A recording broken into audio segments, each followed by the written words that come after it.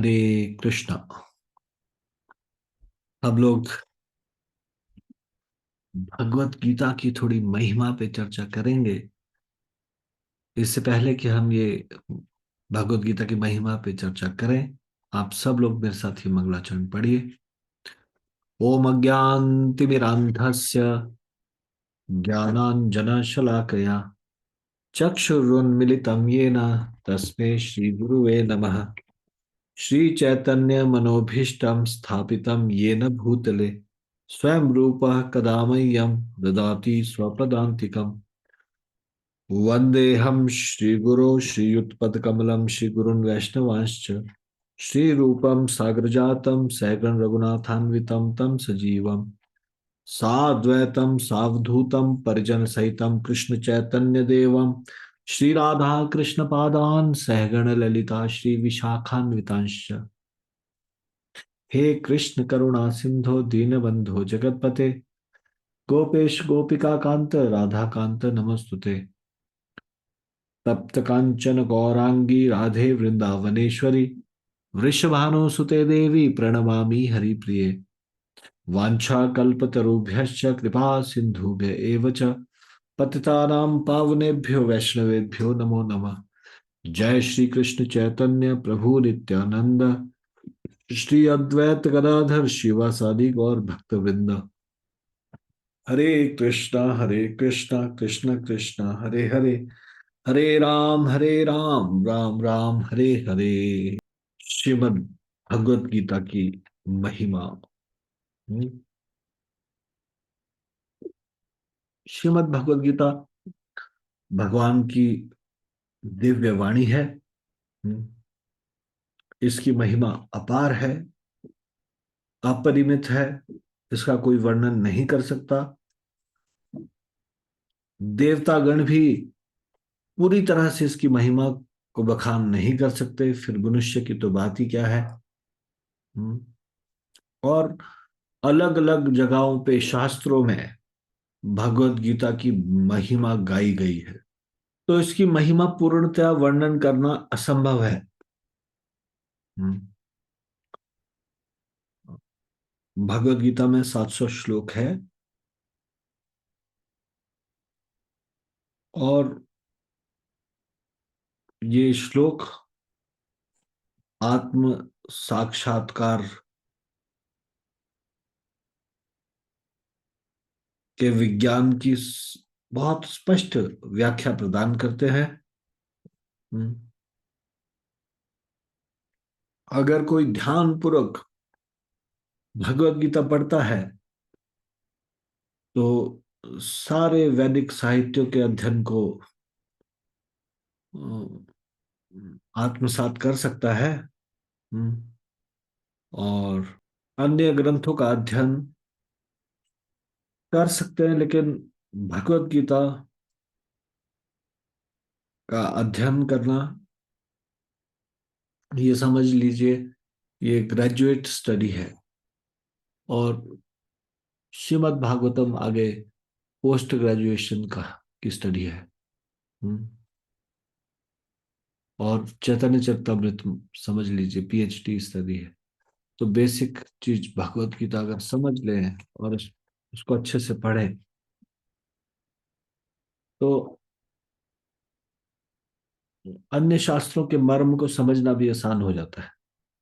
अगर कोई व्यक्ति मृत्यु के समय भगवत गीता का श्रवण करता है तो उसके सारे पाप नष्ट हो जाते हैं, मोक्ष का अधिकारी बन जाता है।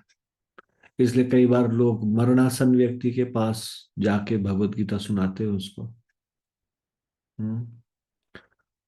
कोई भी उत्सव में अगर भगवत गीता के श्लोक बोले जाए तो वो महिमान्वित हो जाता है। गीता का अगर उच्चारण हुआ हो। हम्म। और फिर ऐसा व्यक्ति जो प्रतिदिन भगवत गीता पढ़ता हो उसके बारे में तो क्या कहा जाए, प्रतिदिन भगवत गीता का उच्चारण करता हो।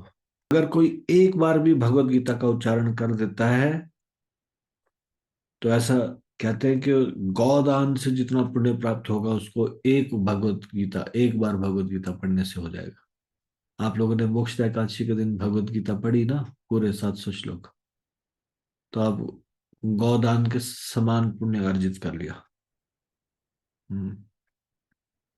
और यदि कोई प्रतिदिन भगवत गीता पढ़ता है तो उसको अश्वमेध यज्ञ करने का फल प्राप्त होता है।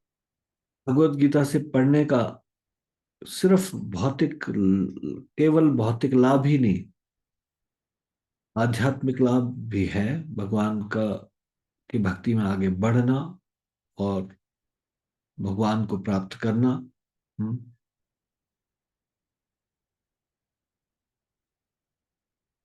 जो लोग भौतिक इच्छाओं वाले हैं वो भगवत गीता को पढ़ते हैं तो भौतिक इच्छाओं से मुक्त हो जाते हैं। और जो भौतिक इच्छाओं से मुक्त हैं ऑलरेडी पहले से ही, वो भगवत गीता को पढ़ते हैं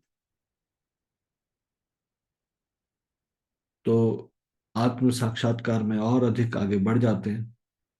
ऐसा कहा जाता है कि भगवान कृष्ण ग्वाल बाल के रूप में वेद और उपनिषद जिनकी तुलना गाय से की जाती है उसका सार तत्व निकालकर गीता रूपी अमृत में दूध को हमारे लाभ के लिए प्रस्तुत करते हैं भगवान श्री कृष्ण। हम्म।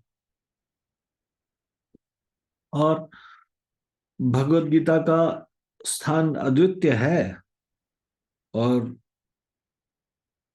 भगवान अर्जुन को निमित्त बनाकर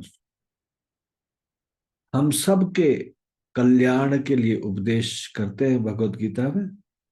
तो महाभारत में इसका उल्लेख है। महाभारत में कुल 18 पर्व है।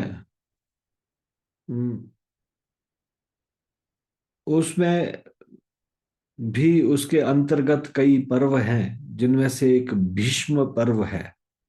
उसके अंतर्गत ये भगवत गीता का उल्लेख है महाभारत में। हम्म, भीष्म पर्व के 13वें अध्याय से 42वें अध्याय तक, 13वें अध्याय से आरंभ होकर और 42वें अध्याय तक समाप्त होती है। इसमें भगवत गीता का उल्लेख है। तो उसमें चर्चा चल रही है दो लोगों के बीच में, वैशंपायन और जन्मेजय, उनका संवाद चल रहा है। उसके अंतर्गत फिर वहां पे धृतराष्ट्र और संजय का संवाद है। और धृतराष्ट्र और संजय के संवाद के अंदर ये कृष्ण और अर्जुन का संवाद है। हम्म। इस प्रकार से ये महाभारत में भगवत गीता है। हम्म।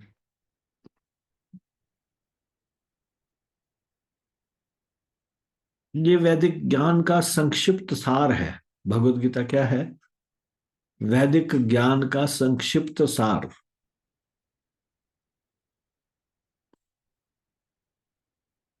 और इस जो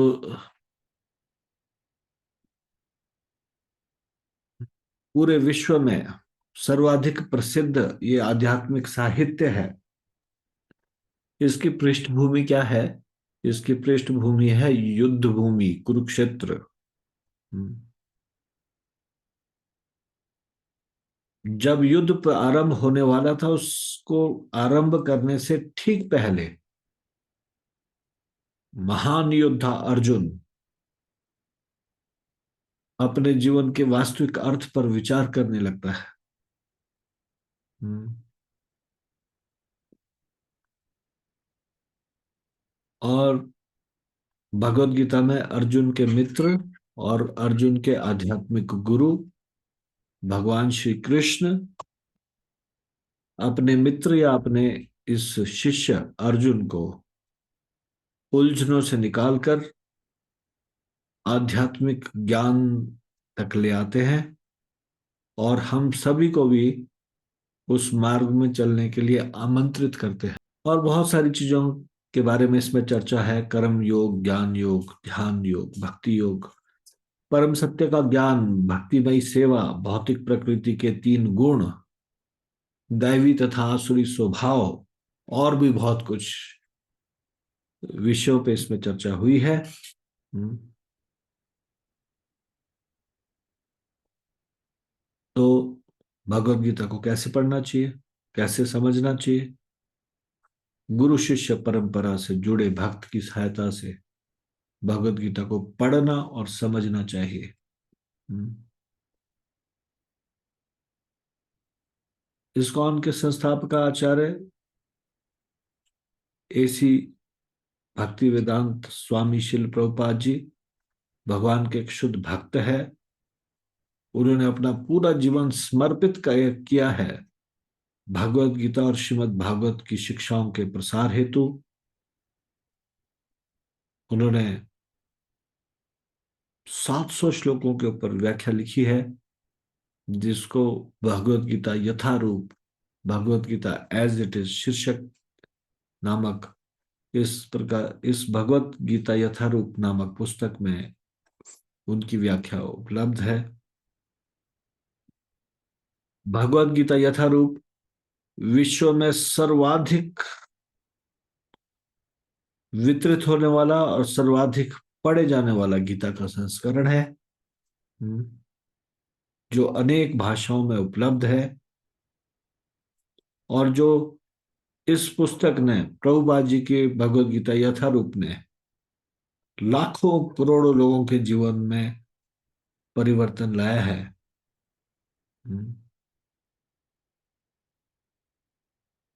अगर हम भी अगर प्रतिदिन भगवत गीता का कम से कम एक श्लोक पढ़ें तात्पर्य सहित, अगर हम इसको अपनी दिनचर्या का हिस्सा बनाएं, तो ये जीवन गौरवपूर्ण बन जाएगा।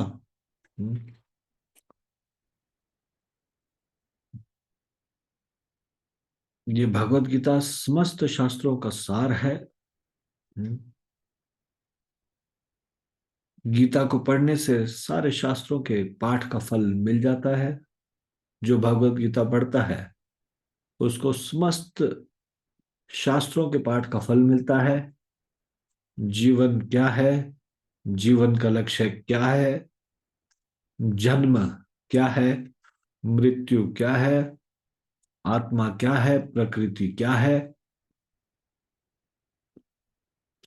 और किस मार्ग पे चलने से यथार्थ लक्ष्य की ओर अग्रसर हुआ जा सकता है, और साधन के मार्ग में नाना प्रकार के क्या विघ्न है, उनको दूर करने के क्या उपाय हैं, और भगवत प्राप्ति आदि के अनेक विषयों पर शिव भगवान अर्जुन को लक्ष्य बनाकर हम सबको ये ज्ञान देते हैं। हाँ, और कुरुक्षेत्र की युद्ध भूमि में शोक और मोह से अभिभूत अर्जुन इस अज्ञान, इस संशय को नष्ट करने करता है भगवान के वचनों को सुनकर। महाभारत ग्रंथ में और भी कई उल्लेख है, और और भी कई प्रकार का गायन है। लेकिन सबसे श्रेष्ठ है शिव महाभारत का ये वाला पाठ, श्रीमद् भगवत गीता। श्रीमद् भगवत गीता की महिमा अगाध है, श्रीमद् भगवत गीता की महिमा असीम है। तो गीता की भाषा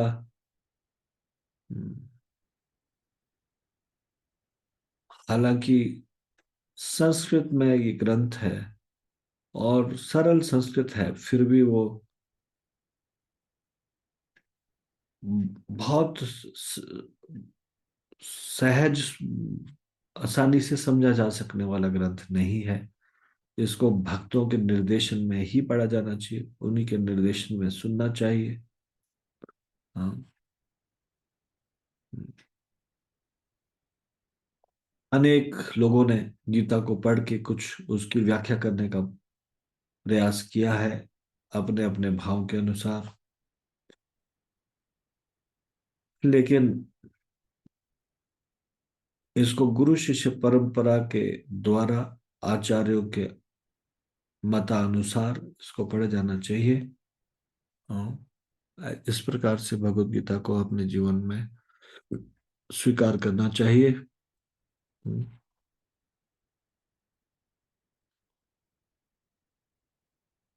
तो अगर इसको कोई थोड़ा सा भी पठन करता है, पाठन करता है, तो वो भगवान की भक्ति में अग्रसर बढ़ता है, की ओर अग्रसर होता है।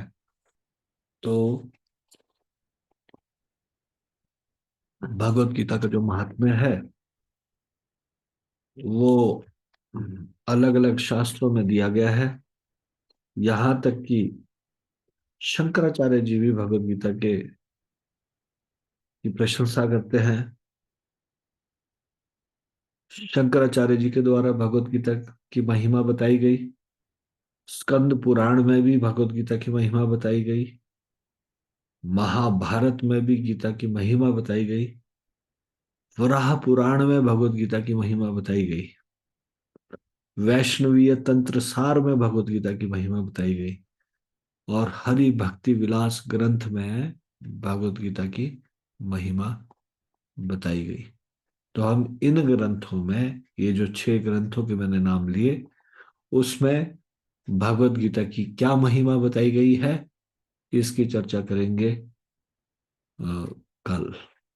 हम्म, कल से